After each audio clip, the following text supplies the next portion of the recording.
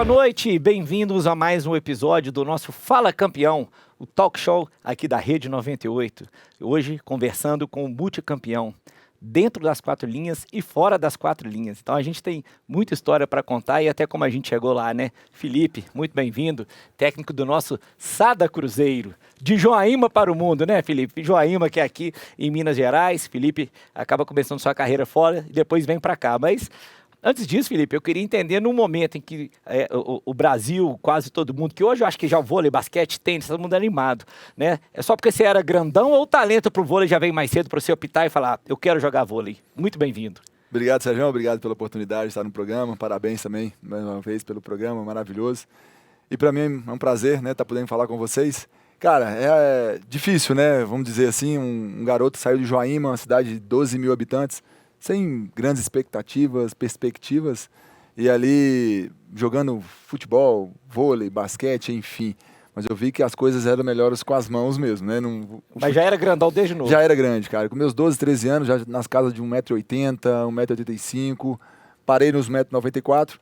E ali meu pai, né, como era do esporte, né, jogando em todos os esportes, meu pai resolveu, eu preciso que vocês vão para Belo Horizonte, tentar um teste no clube do Minas, né, que Minas Tênis Clube era a referência, enfim.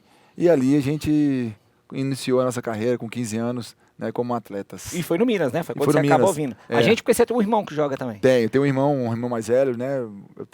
Eu sou de 80, meu irmão é 78, e ele já estava nesse processo, né, de categorias de base do Minas Tênis Clube, e acabou que a gente foi também, né, fazer mais um teste e a gente conseguiu passar. E no Minas você profissionalizou?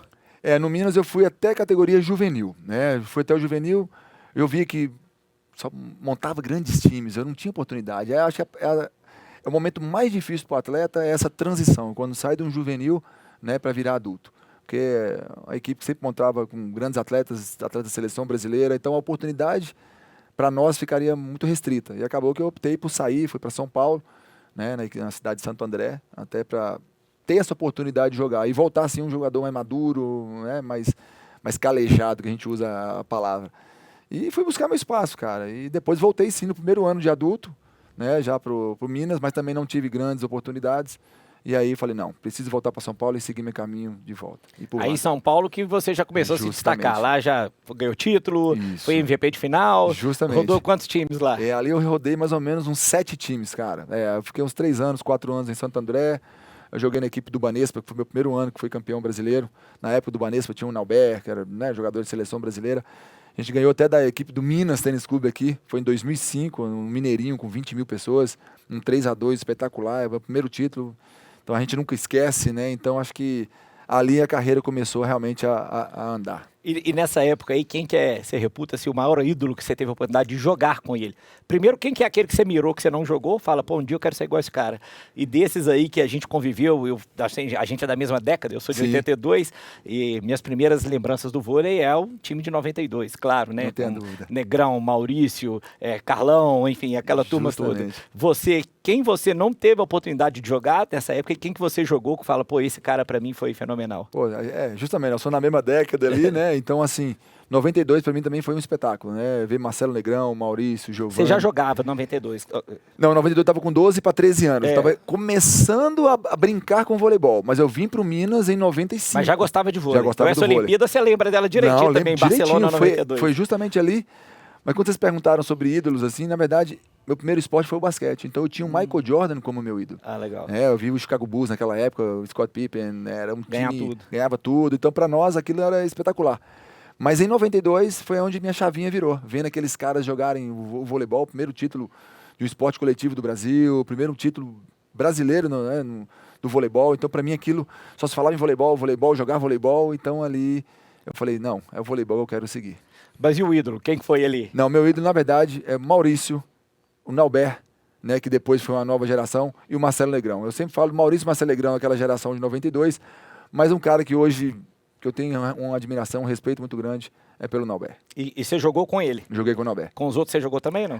Com o Maurício joguei um tempo, aqui no Minas, né, até eu era de juvenil para adulto, e o Maurício já era o cara da seleção, né, que já estava aqui como o fenômeno, né? Então, eu tive a oportunidade, sim, de poder jogar junto com ele.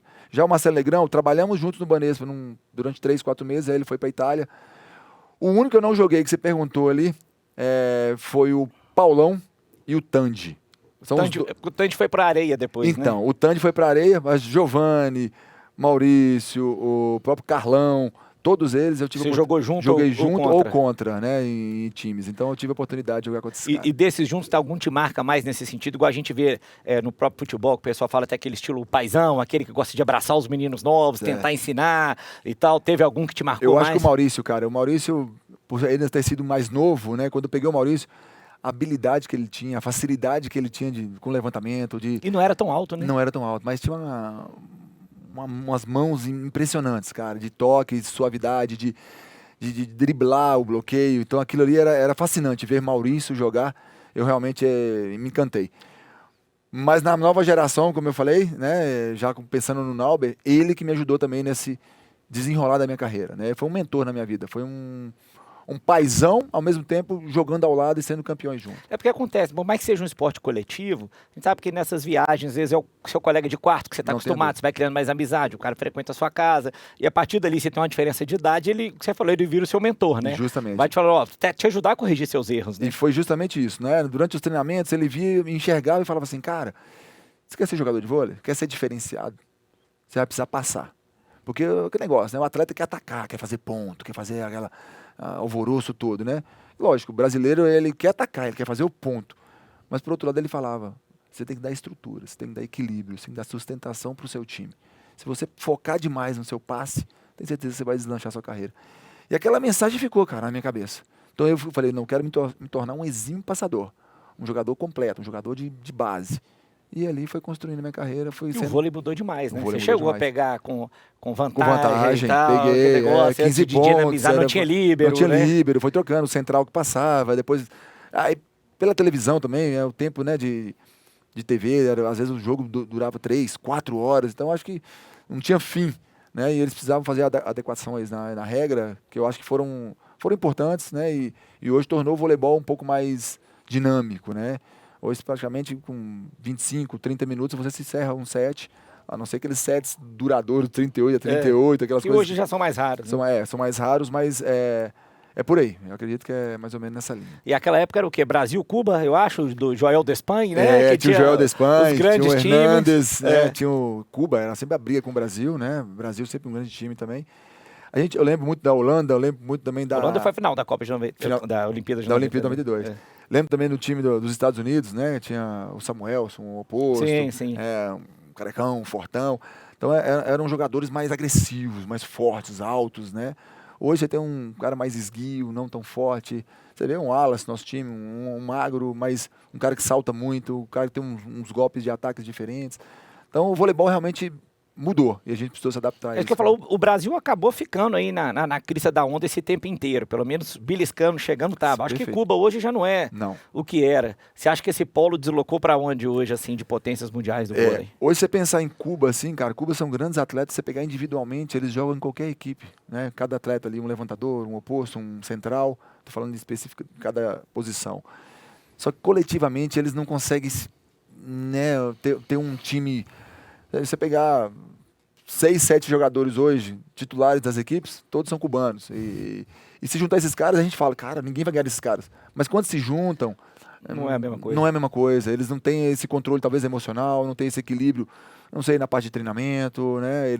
Individualmente, eles são espetaculares. Mas coletivamente falta alguma coisa. Mas talvez também porque está um em cada lugar, né? Você quer ou não, no Brasil, você vai pega 3 do Cruzeiro, 3 dali. Justamente. Já existe uma sinergia, né, entre as pessoas, ali, entre os jogadores, e que é importante demais. É importantíssimo. Então, assim, se você pensar hoje no Brasil, que ficou muito tempo na hegemonia, o Brasil tinha um estilo de jogo muito rápido, né? Uma velocidade de ataque, de uma qualidade no passe. Que outras equipes eram o quê? Era um bloqueio, era bloqueio e saque, bloqueio e saque. E, como eu falei, foi mudando, as décadas foram passando. Hoje você vê uma França muito também à frente, junto, vamos falar à frente não, comparando com o Brasil, né? Uhum. Hoje você vê um Brasil, você vê uma França, você vê uns Estados Unidos, uma equipe também muito bem prostrada, né? Bem coesa, bem firme. Você vê uma Itália hoje com jogadores novos que estão aparecendo, absurdo. Né? A Itália vai despontar aí os próximos ciclos olímpicos. Creio que a Itália está vindo aí numa geração muito forte. Coisa que nós aqui no Brasil demoramos para fazer. né? Acho que já era para ter acontecido e a gente ainda está remando para que essas coisas ainda aconteçam. Então eu vejo hoje França, Itália, vejo Estados Unidos, vejo um Japão voltando a estar na elite do voleibol. Aí o Japão com jogadores menores, mas aprendeu a ter o estilo de velocidade de jogo. Legal. Então Você acabou não jogando fora, né? Não. Daqui você transitou para o São Paulo, em 2010 você vem para o Cruzeiro. Isso, justamente. E a partir daí... Eu transitei em São Paulo, eu também transitei em Florianópolis, Porto Alegre, né? Algumas equipes na Ubra, CIMED, enfim, outros lugares que fiz. Eu acho que o vôlei tem essa característica de clubes cortar, mas é porque, assim, eu reparo, igual você falou, Banespa e tal, de, às vezes, também os times acabarem e surgirem, né? Isso. Porque aparece um patrocinador, é difícil. Tem time mais longevo que o Cruzeiro, por exemplo, disputando ao mesmo tempo, o SESI, talvez, existe ainda, não? O SESI existe. O Minas, claro, e né? Minas, mas eu tô falando... Justamente. Você tem essa sazonabilidade de times, né? Conforme o patrocinador coloca dinheiro ou não. O bacana é isso. A gente normalmente tem clubes, né? Como o Minas Tênis Clube, tá aí a... Praia Clube de Uberlândia. O Praia Clube de Uberlândia, mas que não era tão focado no voleibol, né? No categoria de base, profissional, enfim. Mas o Minas Tênis Clube, que sempre foi um grande clube, sempre foi referência, assim como o Banespa sempre foi uma grande referência, assim como o SESI começou também, um grupo tá aí há, se não me engano, há 15 anos, assim como nós do Sada Cruzeiro. Então acho que quando aparece um patrocinador muito forte, é aquele que vem, contrata os melhores atletas, às vezes sim dá certo, às vezes não. Às vezes investe uma grana altíssima para poder ganhar, mas isso é ruim para o voleibol. Por quê? Eles não se preocupam com a categoria de base, eles não se preocupam em dar uma sustentação para aquele clube, para aqueles torcedores. Fica torcedores de verão. Vou jogar uma temporada, acabou, não existe mais, o Sky acabou, o outro clube lá do Rio de Janeiro acabou. Então, enfim, isso é ruim. Investem uma grana, se eles se preocupassem talvez em ficar 5, 6, 7 anos, construir uma identidade, acho que seria muito mais interessante. E naquele momento que você vem, é claro que devia ter o desejo de voltar para Minas Gerais, que é a sua terra. Sim. Cruzeiro, obviamente, que eu sei que você é um cruzeirense. Certeza. Né? Então, você vem muito motivado por isso, mas você já tinha a noção da grandiosidade do projeto naquela época? Eu acho que ainda nenhuma, não, né? Nenhuma, até porque o Cruzeiro também ele estava começando a enraizar. Quem que era o técnico? É o Marcelo Mendes. Já era o Marcelo em 2010? Foi o ano que o Marcelo chegou, eu também cheguei. Então foi tinha acabado de sair de uma Superliga B para ter acesso à Superliga A, né? Isso é um processo natural das equipes. Começam na C para B, e durante um ano mesmo você consegue fazer tudo isso, né? Do C vai para B, da B você sobe para A. E o Cruzeiro fez esse processo certinho. Quando chegou na A, fez um ano que eu não estive aqui, foi bem, ficou ali. E eu pensei, cara, hora de voltar para casa, né? Depois de 12 anos, 13 anos longe de Minas, rodando o país. E surgiu o convite para vir para o Sada Cruzeiro. E eu, de verdade mesmo, jamais imaginaria que vir para cá e estar com essa torcida maravilhosa. E quem que era esse primeiro time, você lembra? Lembro direitinho. Quem? Jogou eu com o Maurício Borges, que hoje foi seleção brasileira também, defende a equipe do Campinas. Os centrais Douglas Cordeiro e o Acácio. Douglas Cordeiro tinha sido seleção também, não tinha? Não, o Douglas não foi. Não, nesses aí poucos eram seleção ainda. E, no caso, o Wallace, né, que hoje está com a gente também, e o William, levantador, o líbero, o Serginho. Essa era a equipe, cara, que a gente começou no primeiro ano vendo que era possível. Nós perdemos o Campeonato Brasileiro, chegamos na nossa primeira final. Já no primeiro ano? Já no primeiro ano. Chegamos na nossa primeira final, ganhamos, né, os estaduais, o sul-americano, enfim, que deu a vaga até para o Mundial. E nesse Mundial a gente viu que era possível. Nós perdemos também a final para o Trentino, que eram jogadores aí renomados, e a gente via que era possível. Então ali aquela equipe criou uma identidade. É possível ganhar brasileiro, é possível ganhar mundial. E aí manteve essa base no tempo. Pelo menos você, Serginho, William, Wallace, Douglas. Vocês ficaram juntos ali bastante tempo. No mínimo ali uns 5 anos juntos. E nesses 5 anos que a gente, como eu falei, foram 3 títulos, né, de mundiais, foram 3, 4 títulos de sul-americano. Isso quando eles estavam, né? 2, 3 brasileiros. Então, assim, ali começou a história do Sada Cruzeiro. É o que eu te falo, foi meu momento de glória. Foi onde eu consegui mais títulos, foi onde minha carreira realmente alavancou.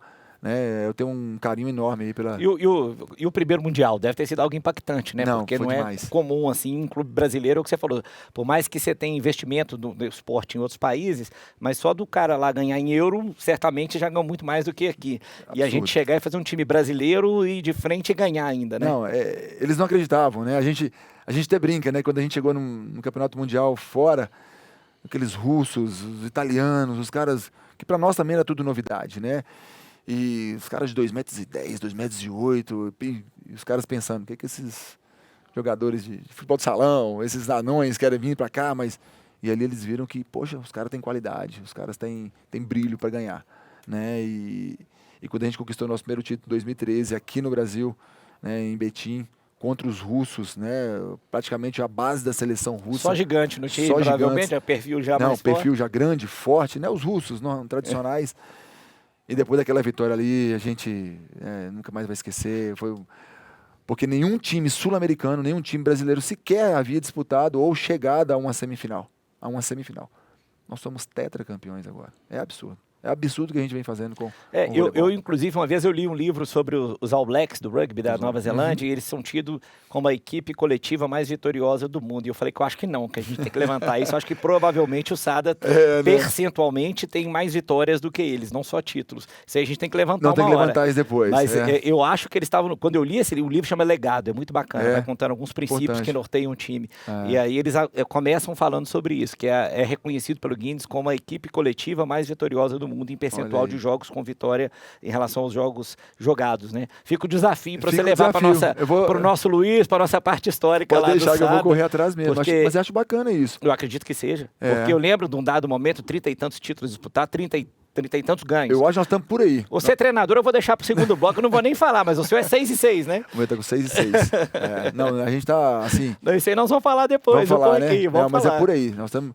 De cabeça agora mesmo, até eu me perco assim às vezes, sabe? Que mistura um pouco com atleta e com treinador, mas é absurdo o que nós já conseguimos de título para o SADA Cruzeiro. Agora você, por isso que vamos focar no Felipe jogador ainda. O que você atribui, e aí, você tem essa base sólida, igual você falou, mas de repente você perde um William, que era considerado um negócio assim para o time, com identificação, né? Mesmo o William jogando no Minas, eu cheguei a torcer pro Minas por causa do William. Entendi. Não contra o Cruzeiro, Não, claro, mas ele tem tanta identificação com o Cruzeiro, que é um cara, eu não conheço ele pessoalmente, mas eu gosto dele como pessoa.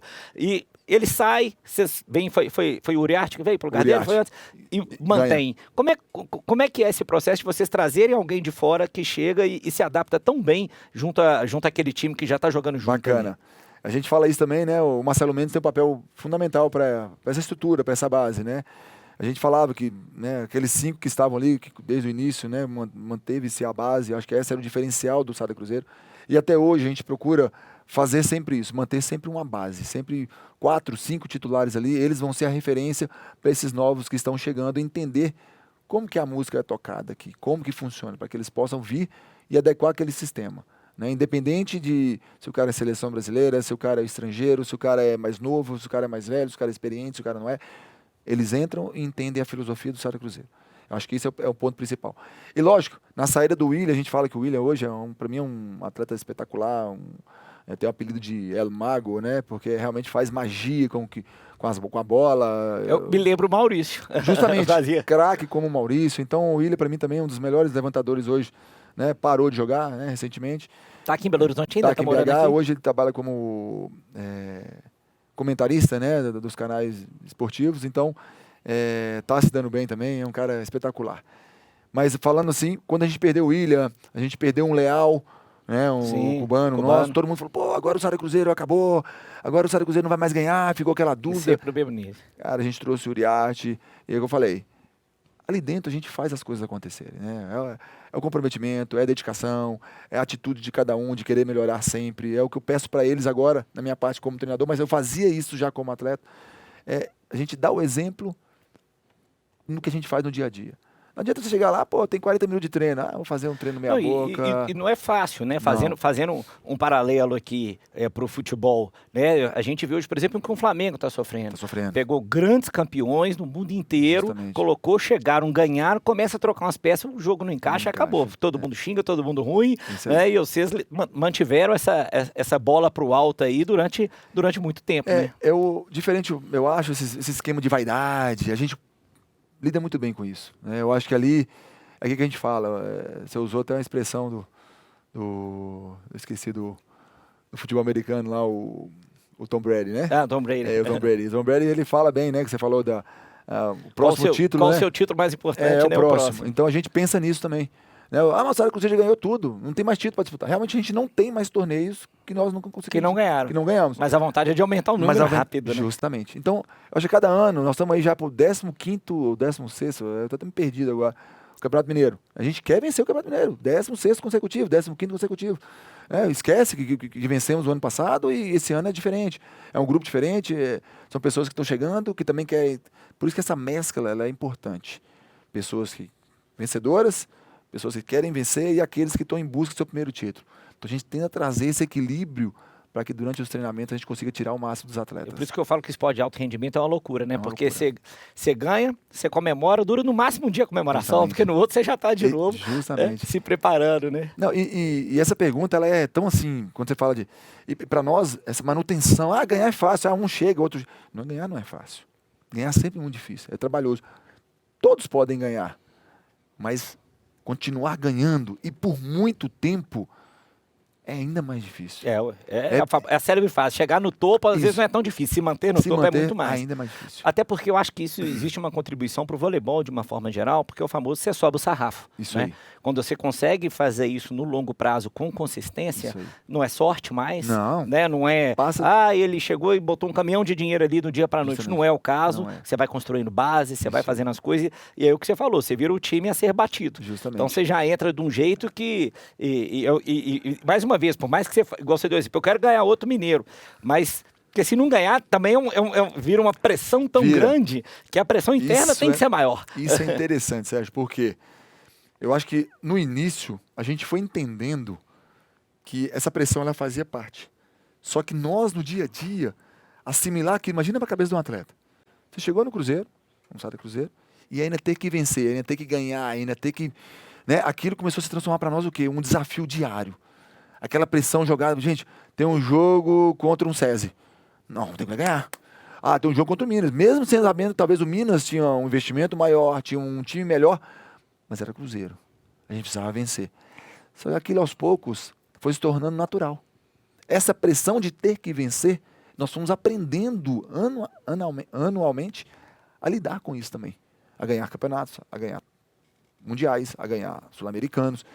Então, tinha jogos que a gente ia para o jogo falando assim, um jogo hoje não ganhar de 3-0.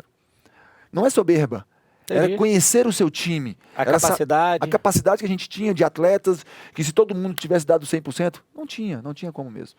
Então, eu acredito que foi mais ou menos isso, e hoje eu tento transferir isso para os novos que estão aí. Isso aí, desde aquela época também, já ia implementando esse núcleo duro aí de campeões com os meninos jovens? Para ir... A base também ela vem sendo por quê? O adulto, ele é o espelho, ele é a referência. E a referência de vitória, de vencer. É o time que a galera, todo mundo quer ganhar, todo mundo quer estar no Sada Cruzeiro, todo mundo quer vir para cá. E quem quer estar ali, tem que ter esse espírito. Não tem que ser diferente. Eu acho que até porque no Sada Cruzeiro você tem um fenômeno diferente que não era tão comum no voleibol e hoje existe no voleibol, no basquetebol, que virou comum, que é o quê? Trazer o motor da paixão da torcida para o estádio, né? Eu faço um paralelo, a gente fez um licenciamento, fez o time de basquete do Cruzeiro. E eu tive lá em Itatiaia-Sul, fui campeão brasileiro na primeira temporada também, que nos deu muita alegria. E Itatiaia-Sul tem 11 mil habitantes. Eu fui num jogo, tinha 1.000 pessoas lá, ou seja, 10% da cidade estava lá vendo o jogo, cantando um hino. Então, imagina, igual você falou, você roda um Banespa, ter ou não, mas times consolidados, mas que você não jogava para uma torcida que tem canto organizado, né? Você usou. Qual foi a sua sensação, ainda mais que você gosta de assistir futebol, a hora que você chega no ginásio ali e vê a torcida cantando, aquilo ali é uma loucura, né? Mas o ginásio fechado. Não, eu passei 25 anos como atleta, né? E realmente 13, 14 anos aqui no Sada Cruzeiro. Eu nunca vi uma torcida tão espetacular, né? E não porque estou aqui em Minas. Né? Hoje a gente vai jogar, às vezes, em São Paulo, a gente vai jogar em Florianópolis, a gente vai jogar no Nordeste, em Brasília. É loucura. É loucura. Torcedores cruzeirenses, ao mesmo tempo que nos incentivam, também nos cobram, estamos juntos, mas sabendo, lógico, sempre pensando pelo melhor. Então, assim, cara, realmente é diferente e eu tenho identificação especial com eles. Eu acho que é a minha forma como eu jogava, de vibrar, de contagiar, de trazer energia para o público. E tem muita proximidade ali, né? Tem. Eu acho que o voleibol traz isso um pouco, né? Essa proximidade com o torcedor. Poxa, eles saem de casa, pegam o ônibus, chegam no ginásio, ficam lá 2, 3 horas torcendo pra gente. E custa, às vezes, a gente, no final do jogo, acabou, a gente sobe ali na arquibancada, tira foto com eles, aquilo para eles é gratificante, né? Então a gente tem esse carinho também pelos torcedores. E você que já tem essa carreira vitoriosa assim, agora imagina esses jovens que a gente está falando, o controle mental que tem que ter, né? Pra hora que cai dentro de campo ali, de quadra, comete um erro, às vezes alguém fala, opa, né? Deve dar uma assustada com a torcida. Não, dá uma assustada, até para eles entenderem, né? E aquela pressão na torcida, aquele erro e tal.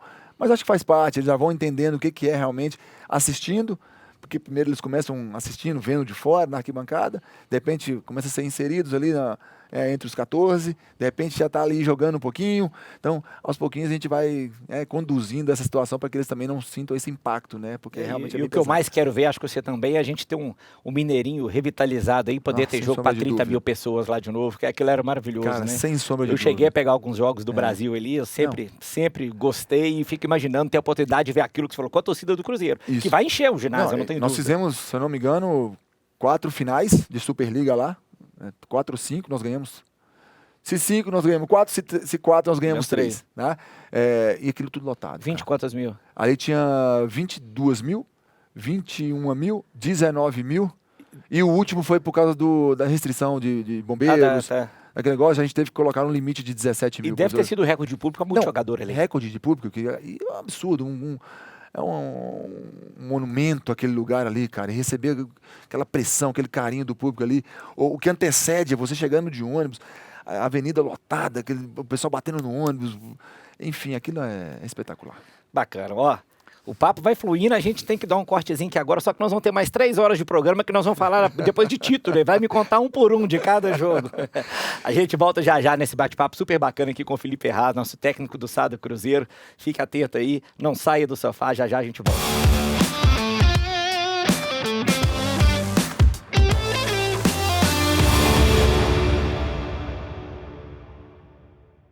Então é Natal. Você tá brincando, né? Não, canta outra música aí, essa aí não. Esse ano quero... Não, canta outra, cara. Tem outra.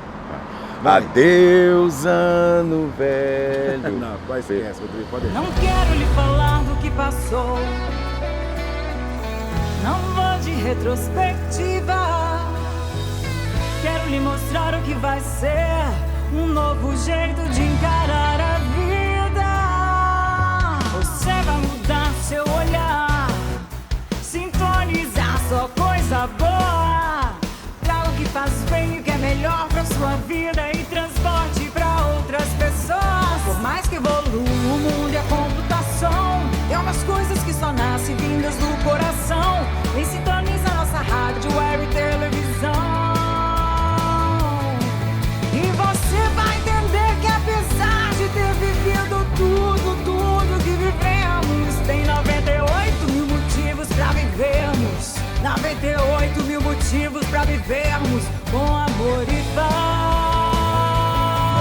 Você pode até dizer que a moda agora é viver só reclamando, mas se você virar a chave pode ver. Se você virar a chave pode ver que um ano novo vem.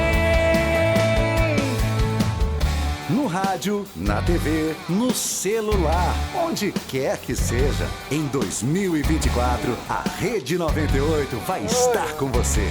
Feliz Ano Novo. Tem 98 mil motivos pra vivermos.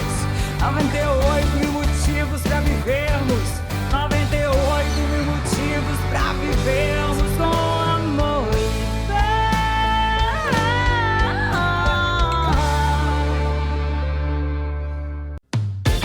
Rode tranquilo com sua CNH em dia. Levou multa injustamente e está com excesso de pontos na sua carteira? Você tem direito à defesa e a Facilita Brasil facilita tudo pra você. Envie um WhatsApp para 99452-5005 que a Facilita protocolo recurso sem complicação e ainda parcela tudo em até 12 vezes. Não perca sua carteira sem antes falar com a Facilita Brasil. 99452-5005. Facilita Brasil, ajudando a garantir os seus direitos.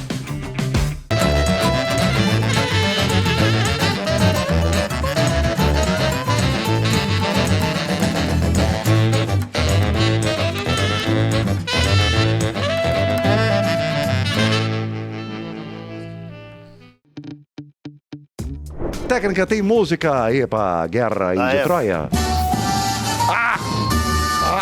Agora sim. Vou no meu castelo. Fazer coisas que os troianos fazem, que eles ficam trolando os outros. Entendi, tá. Eu tô indo ali, deixa eu só dar um beijo grego aqui, coisa rápida. que nojo. Não, só pra despedir. É por isso que a gente entrou em guerra. Entendi. Cheguei na beira do castelo aqui, sou gregão. É o Gregão. Chama você de Gregório.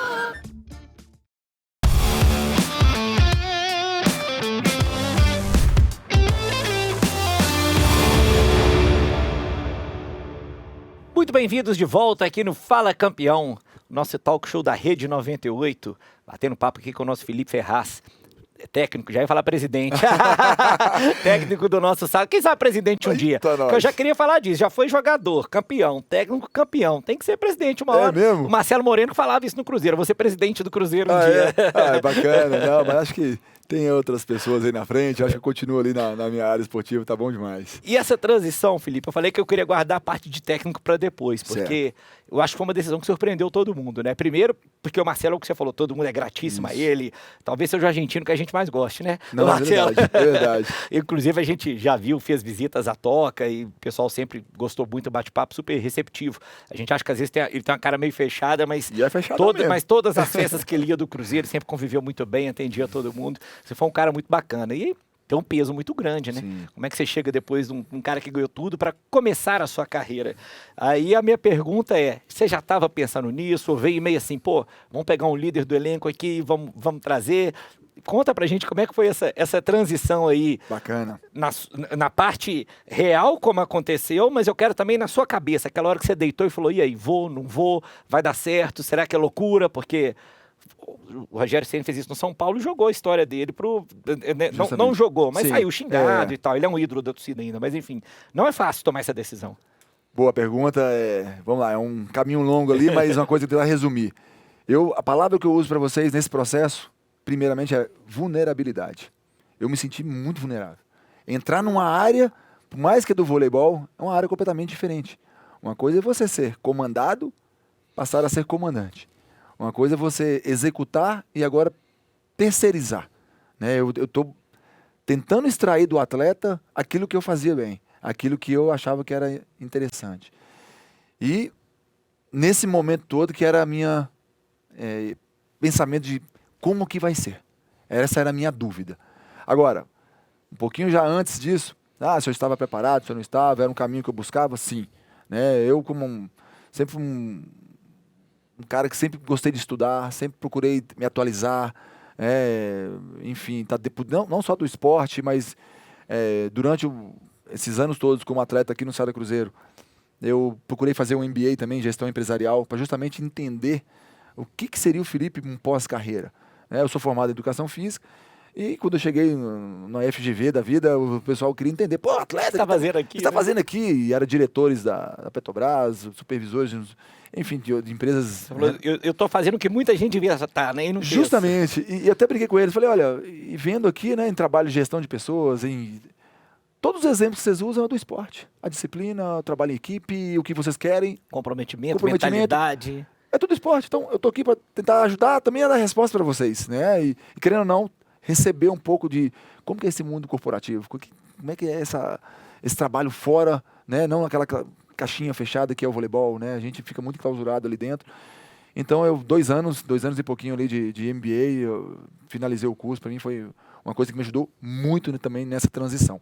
Né? E claro, assim quando apareceu a oportunidade... Mas aí antes de você chegar aí, a sua cabeça já era técnico? Ou talvez você falasse assim, igual você falou, o William era comentarista, acho que o Maurício, você falou, é dirigente desportivo. Isso, justamente. Né? A sua cabeça do pós já falava, né, eu quero estar dentro de quadra ainda? É onde a história que eu vou entrar agora. Porque logo nos meus últimos 2 anos como atleta, com o Marcelo Mendes, eu já não via a minha entrada tão grande como titular, estava sendo um pouco utilizado... E de fora eu comecei a observar o jogo de outra maneira. Eu comecei, antes era o Felipe que executava, que precisava da estabilidade, o Marcelo, vem Felipe, dava segurança pro time, dava tranquilidade. Mas de fora ali você exercia sua liderança com outra visão. Com outra visão. Então de fora ali, vendo o time passar por dificuldade, tendo algum problema, os jogadores às vezes, com todo respeito, às vezes de olhar pro Marcelo, olhava para mim, o que eu estava enxergando? Olha onde o bloqueio tá indo, o passe tá certo, o saque é ali mesmo. Então Ali eu já entendi, poxa, peraí, uma porta está se fechando como atleta, mas outra poderia estar se abrindo com outra visão. E ali eu pensei, poxa, por que não? Por que não pensar como uma cabeça de treinador agora, de fora, eu analisando o jogo, percebendo situações diferentes. Ali eu comecei a fazer cursos de treinadores necessários para ser treinador. Porque quando você é formado em educação física, você conclui o nível 1. Mas para ser um técnico de Superliga, você precisa do nível 2 e o nível 3. Então é preciso fazer mesmo. A CBV exige A isso. CBV exige. Então naquele mesmo ano, eu estando fora, eu já vim me preparando. Eu fiz o nível 2 ali tranquilo, sem ninguém saber. Aí faz online. Não, presencial. Você faz presencial. Você pega uma semana de curso, né, que você faz ali em BH mesmo, você se encontra aulas normais, né, de padrão de voleibol, você faz aula de... enfim, de todos os tipos de situações, né, de locomoção, como que se deve ensinar uma criança, como se deve, enfim. E dali, o nível 3, que aí sim para ser nível técnico de seleção ou de Superliga, que é o último nível, que a gente também faz, aí faz curso didático, de estatística, faz curso psicológico, faz curso de... E ali naquele terceiro ano, quando eu finalizei o curso, eu falei, pronto, estou pronto, agora é esperar a oportunidade. É que eu uso, né? O sucesso, às vezes, é oportunidade mais capacidade, né? Você tem que estar pronto naquele momento que aparecer a oportunidade. E o Felipe estava pronto, esperando só a oportunidade. Né? E quando a oportunidade veio, ainda me gerou uma incerteza. Não por não estar pronto, porque eu queria continuar jogando. Eu sabia que eu poderia jogar ainda mais 2 anos de voleibol. Mas com 40. Eu estava com 40.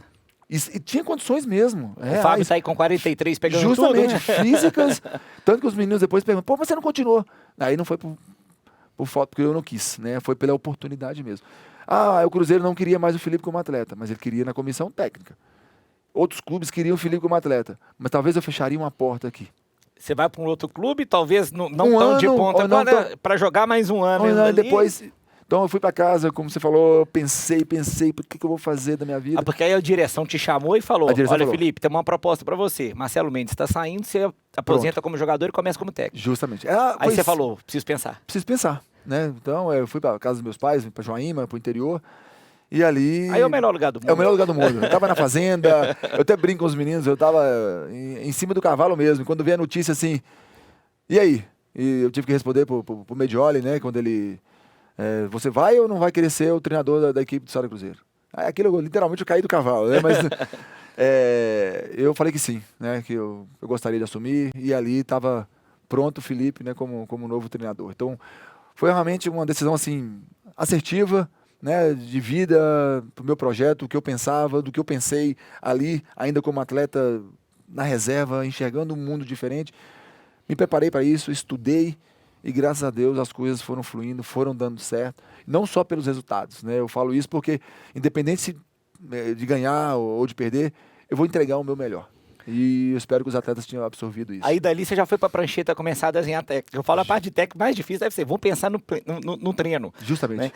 E a sequência que você me contava aqui é diferente do que muita gente fala. 2 vezes por dia, então você tem que preocupar com, igual você falou, ter o conhecimento da parte física, performance. Claro que você tem os auxiliares, mas ter essa noção de tudo, encaixar com a parte técnica. E a parte de gestão com os atletas também. Né? Como você trabalha individualmente um tá com raiva de uma situação ali, porque não jogou, e aí eu tenho que equilibrar porque o outro jogou, eu não posso falar com o outro. Então, é uma mescla de tudo, né? Você entender, né? A gente fala que é um gestor geral, que entende parte física, psicológica, a parte de alinhamento, de treinamento, né? Então a gente tem que estar equilibrado praticamente em todas as funções. E você estava me contando, vocês fazem 4 turnos de treino por um, né? Treina Isso, 2 vezes. 4 para 1. Por exemplo, tem uma semana cheia de segunda a sexta-feira, a gente treina segunda 2 períodos, de 9 às 11h30, descansa, 4 horas retornamos, faz de 4 às 6h30. Terça-feira, segue a mesma batida, aí a gente quebra na quarta de manhã. Entendi. Então são 4 treinos para uma folga, aí treina quinta à tarde, sexta 2, né, e libera. Sendo 4 horas de treino, 4 horas de treino. É uma rotina bem... É uma rotina bem desgastante, né? É bem desgastante. E aí vem... Primeiro ano, aí vem aquele avassalador. Até Mundial você ganhou na estreia. Absurdo. Como é que foi? Não, realmente eu não esperava. Né? De verdade eu não esperava. Eu esperava um ano muito difícil, um ano de, como eu falei, de vulnerável ali, de substituir um Marcelo Mendes, campeoníssimo de tudo. O meu primeiro mundial já estava ali, que era o Campeonato Mineiro. Foi meu primeiro mundial. A gente brinca, o time sabe disso, os atletas, a comissão técnica, que você imagina, há 13 anos aqui como atleta, ganhei 13 anos como atleta, tudo. De repente o Felipe assume para um primeiro ano e perde o Campeonato Mineiro. Imagina o que seria a história. É um peso.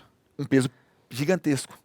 Então, para nós, a final do Campeonato Mineiro contra o Minas, uma equipe também que se reforçou muito, já foi um desafio maior que a gente encontrou. Né? E ganhar aquele Mineiro parecia um mundial. Então, para todos ali, aquilo foi a porta se abrindo realmente de verdade, para a gente deslanchar ali e conseguir ganhar os outros títulos, como o Mundial, o Sul-Americano. Faltou só a Copa do Brasil. Faltou a Copa do Brasil. Que você recuperou no outro ano. Justamente.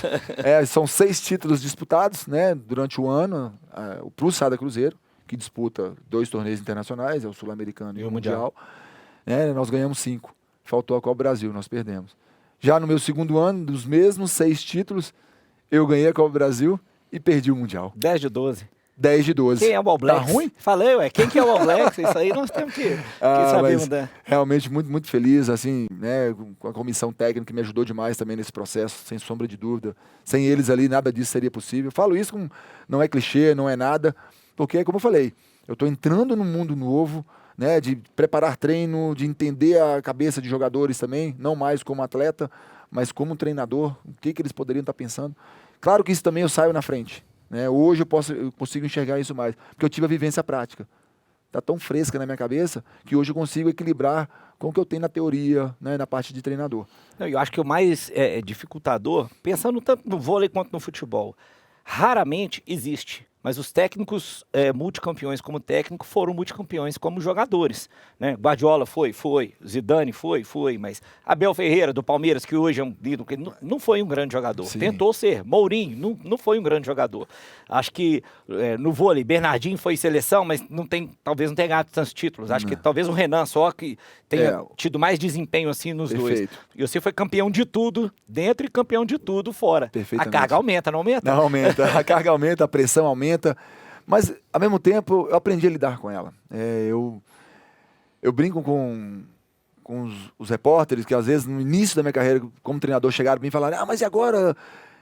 A única coisa que eu respondi para ele é o seguinte: eu não posso temer a nada. Porque se eu pensasse nisso lá atrás, como um atleta, eu não seria o atleta que eu me tornei hoje. E se eu pensar agora, no início da minha carreira, poxa, o Marcelo Mendes, eu vou fazer o meu melhor. E se o meu melhor for trazer vitórias, for trazer títulos, eu vou fazer o meu melhor todos os dias. Se não der para ganhar, paciência, mas eu vou continuar fazendo o meu melhor. E eu acho que é nesse ponto que eu vou para essa luta, eu vou para essa briga, né? Diária, de tentar extrair o melhor dos meninos, quando eu falo dos meninos, dos atletas, tentar tirar o melhor também da minha comissão, tentar extrair o meu melhor, que às vezes também me pego, opa, peraí, não podemos parar nisso, vamos, precisamos crescer, precisamos subir, precisamos elevar. Então, a todo tempo é essa cobrança diária. Atleta é assim. Treinador também tem que pensar dessa maneira. E eu acho interessante quando você fala dos meninos assim, é que quem frequenta ali o clube, não era comum ver meninos tão novos como a gente está tendo lá hoje do Sada Cruzeiro. E você valoriza muito isso, né? Você vê essa importância. Hoje a gente está com categoria a partir do Sub-13. A partir do Sub-13. Não, absurdo. Eu acho que... E começou isso já com você como técnico. Agora, foi para esse ano...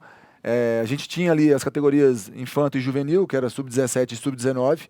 Isso já era um padrão já antigo, que o Cruzeiro já vinha. Mas nos últimos anos não vinha tão bem, foi esquecida, foi abandonada. E como nesses 2 primeiros anos o foco ficou muito grande também com o adulto, com a minha chegada, acabou que deu-se uma perdida, né? Não uma perdida, mas uma leve... espera um pouquinho, vamos focar aqui primeiro e depois a gente volta. E eu vi o quanto é importante a gente ter pessoas, crianças praticando o esporte. E quanto mais cedo elas puderem ter o contato com o esporte, seja ele o voleibol ou qualquer categoria, eu falando do voleibol porque é onde eu estou inserido, o quanto a gente vai ganhar com isso. Então, para esse ano já a gente conseguiu implementar categorias de base do sub-13, sub-15, sub-17, sub-19 e sub-21. Né? São 5 categorias aí que a gente antes só tinha 2, sub-17 e sub-19. E você vai sempre tentando mesclar essa gerência sua. Justamente. Tanto que hoje eu pedi, né, até um investimento um pouco maior. Tive que ver com o presidente, com a SADA, se poderia, como é que isso poderia acontecer, até para trazer profissionais que poderiam auxiliar nessa função. Né? Então hoje a gente tem o quê? implementado sub-13, sub-15, 17, 19, 21, que aos pouquinhos nós temos a filosofia do Sada Cruzeiro de trabalho, de como que eles vão chegando, para quê? E eu fiz um pacto com os treinadores. Do 13 para o 15, eu quero no mínimo 2 a 3 atletas, do 15 para o 17, mais 2, 3, e a mesma coisa, do 21 para o profissional, eu quero 2, 3 atletas todo ano sendo fomentado para mim. Legal. E- Isso que eu ia perguntar. Então você conversa muito com esses seus Converso, treinos? tem que ter. Há essa sinergia. A sinergia. Porque foi uma das coisas que eu fiquei um pouco preocupado, vendo a nossa seleção brasileira, vendo hoje, o Brasil sempre foi muito renomado, com time campeonismo, mas as categorias de base não vindo tão bem, né? Tanto masculino quanto feminino. Hoje a gente está carente aí, perdendo para a Argentina, perdendo para os clubes que a gente sempre bateu, a gente sempre foi... Mas por quê?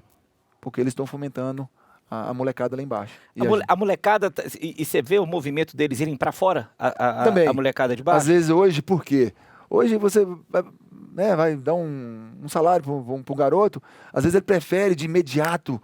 Vai para a Itália ganhar em euro. Vai ganhar em euro um faz pouquinho a conta, ele mais, vai faz ganhar a isso conta, aqui. vai ganhar 10 vezes mais que aqui e de repente quer ir embora. Mas ele não está pronto para ir embora.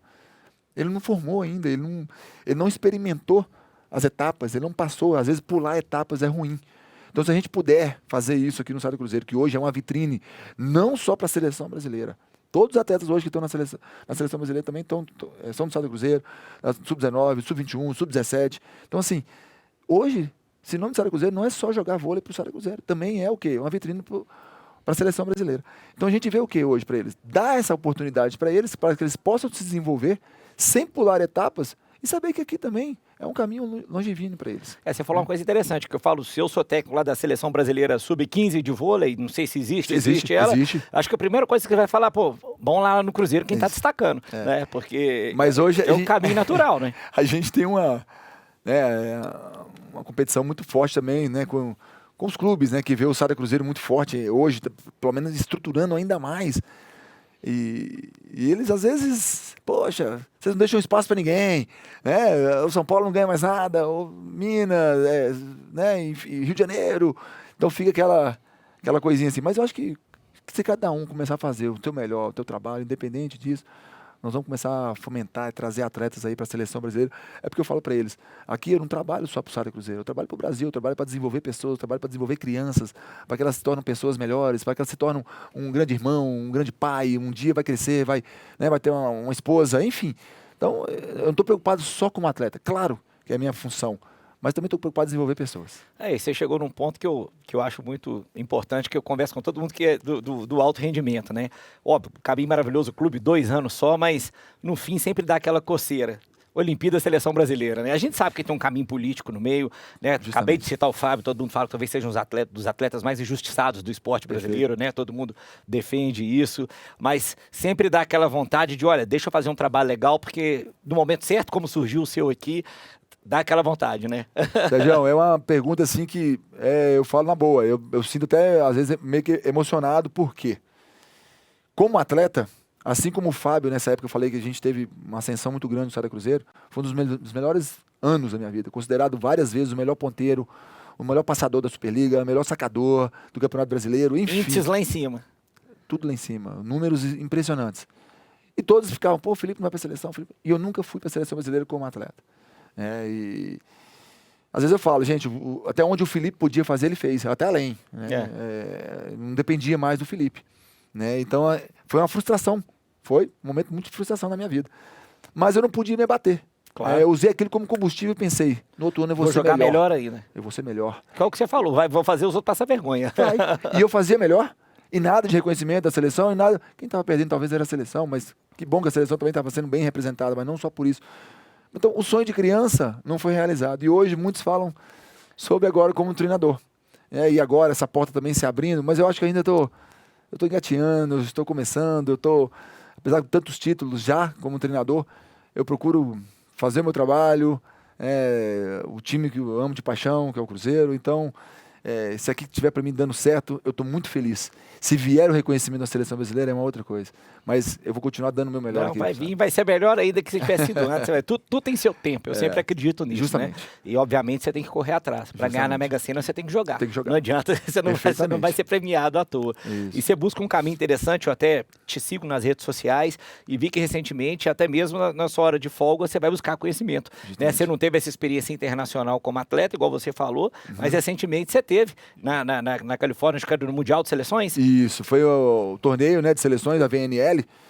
Eu realmente nunca tive essa experiência como treinador de enxergar o voleibol internacional de uma outra maneira, né? Sempre muito restrito ao jogando, né? E pude acompanhar lá na Califórnia, né, em Los Angeles, em Anaheim especificamente. Eu fiquei lá praticamente 10 dias, uma etapa desse torneio que teve lá. Então pude acompanhar as seleções dos Estados Unidos, Alemanha, Bulgária, Sérvia, Cuba, e poder ter esse intercâmbio, conversar com os treinadores, entender o que eles fazem também com suas categorias de base, como é que é o planejamento deles com as seleções, como que é o treinamento deles perante aos caras que são bem desgastados também nos campeonatos europeus, nos seus clubes, e de repente tem que se juntar para jogar esses torneios.